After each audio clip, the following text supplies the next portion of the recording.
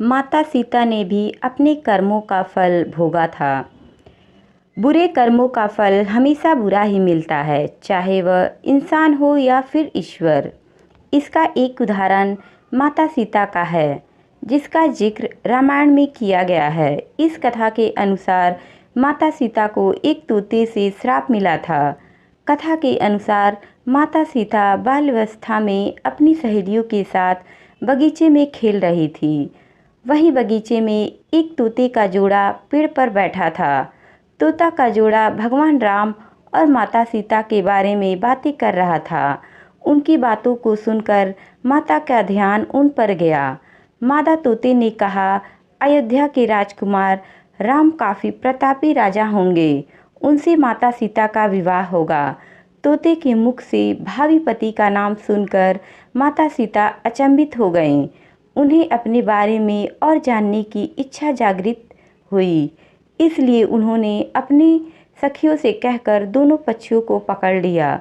फिर उन दोनों से पूछा कि भविष्य के बारे में इतना ज्ञान कहाँ से प्राप्त हुआ।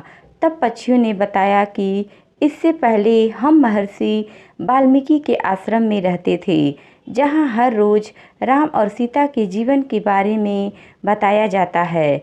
इसलिए उनको दोनों के बारे में हर चीज़ कंठस्थ याद हो गई है। सीता जी ने पक्षियों से कहा कि जिस जनक पुत्री सीता की तुम लोग बात कर रहे हो वह मैं ही हूँ। मुझे मेरे और राम के बारे में और भी बातें जाननी हैं।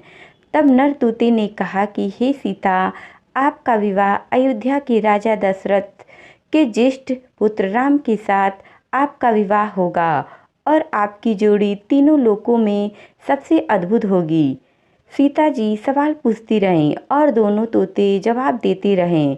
नर तोते ने की माता सीता से विनती कि अब हमें छोड़ दीजिए।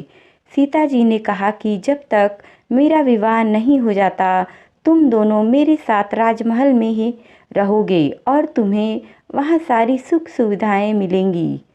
सीता जी की बात सुनकर तोते का जोड़ा घबरा गया।